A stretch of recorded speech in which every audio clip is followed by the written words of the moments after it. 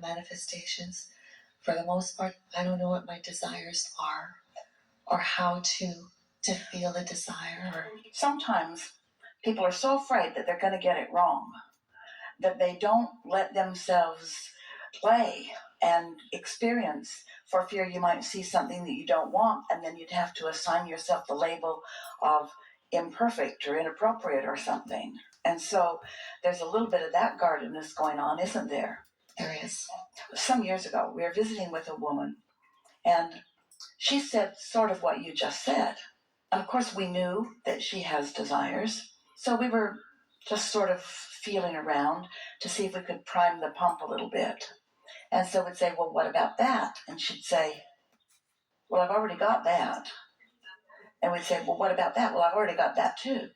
And after a little while, it was evident that she thought that a desire was only about things not yet manifested. And we want you to understand that there is an eternally ongoing desire that can be incredibly and forever satisfying.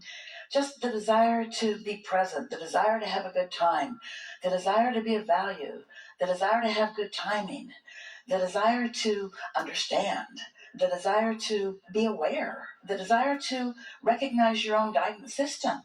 Is it possible that you have desires that are fulfilled? In other words, are you telling us that you feel uncomfortable at how satisfied you are with life, and like maybe there should be more things that... I feel that, for instance, desiring to come here, we bookended it with the San Rafael and this one. It was our first time.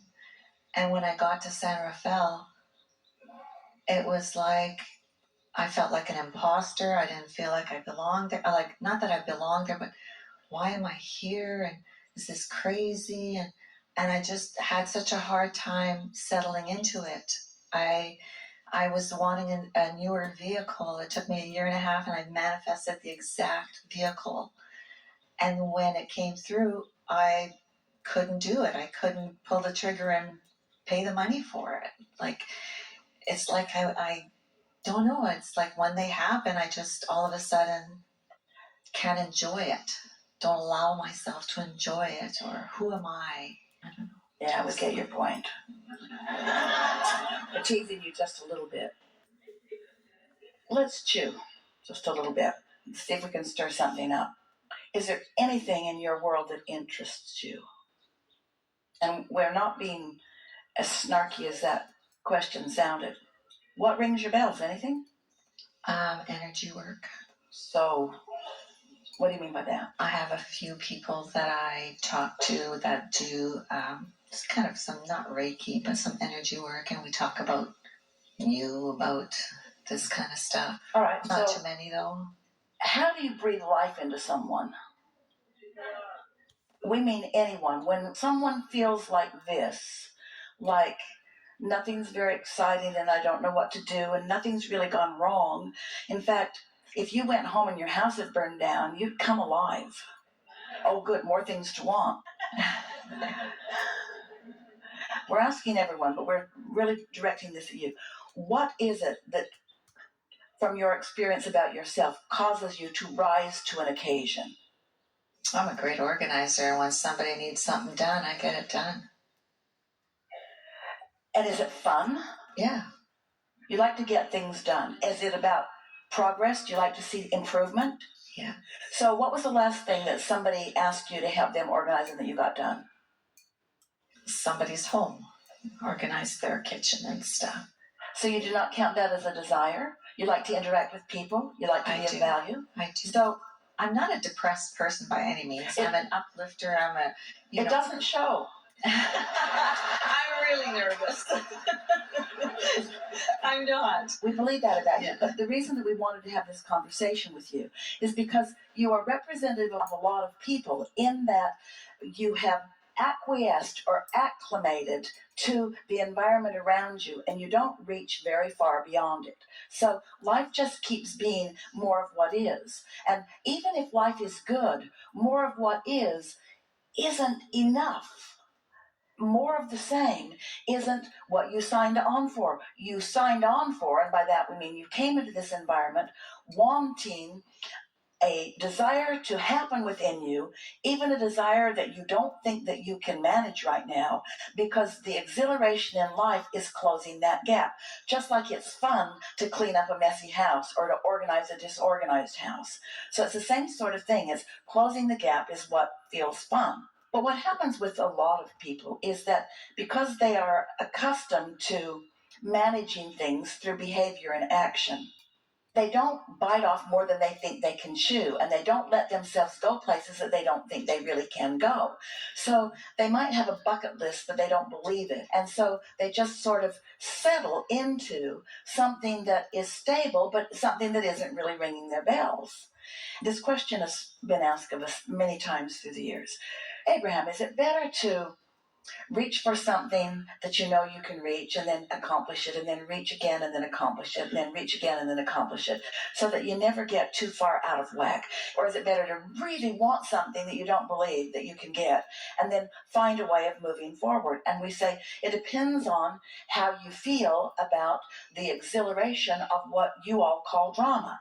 If you want it and get it and want it and get it and want it and get it and want it and get it and want it and get it and want it and get it and want it and get it, that could be a really nice life, certainly in comparison with people who want it and don't get it and want it and don't get it and want it and don't get it. But to want it and not get it, and then to want it and then still not get it, and then to want it and still not get it, all the time that you're aware of what you're not getting, you're calibrating what you do want until you've created something that has strong pulling power, and then you let yourself move toward it. That's exhilarating. If we were standing in your physical shoes, we would play it both ways. We'd be stable, but we would let ourselves reach for things that we really, really, really, really, really, really, really, really want. And the thing is, this is the thing that's got you tripped up. Whatever your current ability to attract is, and we're talking about vibration primarily, but we're also talking about people who are helping you, or limitations that you feel that you might have, or financial limitations that you have or don't have. In other words, wherever you are standing, most people are in a sort of rut because they're used to accomplishing what they're accomplishing, and they're used to living what they're living. But you've got a motor running inside of you. You have a vortex that would keep you busy for 20 or 30 lifetimes, and you're not letting yourself look there. We have a big question. Why? Why? And we have a big answer, too. The big answer is because I'm afraid if I look and don't get, then I'll be misunderstood by others, or I'll be embarrassed, something like that. We don't have a wide circle of friends that think like we do. As a matter of fact, Good. on the trip coming here, it was kind of, oh, well, we're going to visit family, but it was family, but it was mostly around this as well. And it felt like a secret, and it felt like I don't want to say a dirty little secret, but a secret. And that didn't feel good. Yeah. Well, that's because you're accustomed to seeing most people doing what we just described. And when you start doing something different than that, you do sort of stand out. When you let yourself think about one, the reason that Esther's having a hard time finding words around this is because we always reach into you to find desires that are being trampled by resistance. But what's happening here is it's not that your desires are being trampled by resistance. It's been that you haven't been letting yourself have desires for fear that they would be trampled by resistance. Sometimes people offer the words, I'm afraid to fail, or I'm afraid to succeed. And we always tease them a little bit because they're not afraid of their success. They're afraid of wanting something that they can't get. So in the cluster of people that surround you, are they paying a lot of attention to you? And do you care a lot about what they think? Yes, yes. There's nothing wrong with that. It's sort of a normal way to live life, except that then you're limited by the averages of those who surround you. And most people, especially as they move through life, they don't let themselves believe in the big stuff, you see. So in your wildest dreams, can you even find something? Do you remember something that you thought about when you were a youngster or when you were a teenager or when you first got married? Do you remember ever wanting anything that just seemed extraordinarily ridiculous because it seemed so far out of reach? Do you remember a glimpse of something like that? Sure, like a nice country home for sure. Are you living in that now? No. What was it about that appealed to you? It's just the rustic feeling that brings warmth and comfort. Well, have you got warmth and comfort where you are? For sure. Then tell us something else that you want. It wasn't the country home that you wanted, it was warmth and comfort, and you got that. So, now what? I'm just blank. All right, we're going to look into your vortex, and we're going to tell you some of the things that are there. And you might remember some of them and you might not, but you put every one of them there because of something that happened. We will not betray anything that you don't want anybody to know about. Oh, there's so much in there. There's so much in there. So you are an entertainer, uplifter entertainer, who doesn't do very much of that. Why do you think that is? Fear of being judged? Yeah. You are a byproduct, as is almost everyone you know, a byproduct of the way people respond to you. So if you let yourself want something a little bit and then you look at those, a lot of times it's not even them judging you, it's you expecting them to judge you. But it sort of creates a pattern of not standing out because you don't want someone to feel critical of you. And the reason that you don't want somebody to feel critical of you is because when somebody feels critical of you, it's hard for you to not go there too. This is the reason that we're talking about getting out ahead of it and calibrating it, because can you feel the vicious cycle it is that here you are and people see you and they have opinions about you and you'd like to change those opinions, but you know it's kind of futile because you've had so many conversations with so many of them, you know how they feel, how a lot of people feel. So picture all of those people that we were talking about that are on that football field that are all gathered into their little clumps, and each little clump is sort of criticizing all the other clumps.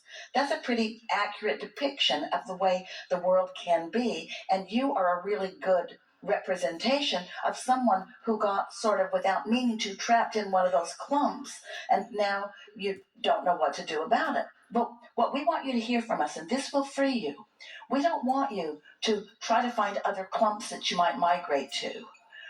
We want you to understand that there are people in every one of those clumps, in the clump that you stand in included, who are reaching for the same things that you are reaching for. In other words, believe us when we say that there are only two groups, those under the influence of Source and those not.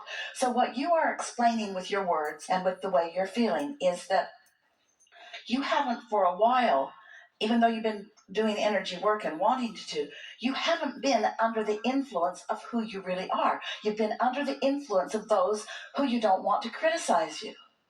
They don't mean to criticize you. They just feel criticized too. If someone resents you, you know what you usually do? Resent them back. If somebody doesn't like you, you know what you usually do? You don't like them back. And you know what that is? Creation by default. That's not creation by deliberate intent, and it never feels good. Can you give us an example, don't do it if you don't want to, of something where you're afraid to move in some way because you didn't want to feel criticized? Anything come to mind? As a parent, I often withhold what I really feel for fear of being criticized. Good. This is a really good example. So you're feeling something and you don't say it because you don't want to be criticized. But law of attraction gives you away. Stay with us. You didn't say the words, so you think it is your secret, but it isn't, because the way you feel is the way you feel, and the way you feel is soliciting, and what you're soliciting is what you feel. So even though you don't say it because you don't want to be criticized, you feel criticized even though you didn't say it.